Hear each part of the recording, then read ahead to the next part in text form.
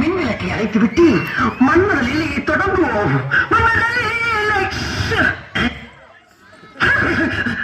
என்னம்மா தலைவருக்கு பூவை தூக்கி கீழே வீசுற?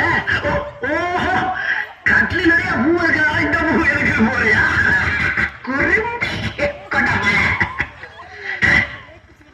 அம்மா பாலங்க அங்க பாரு.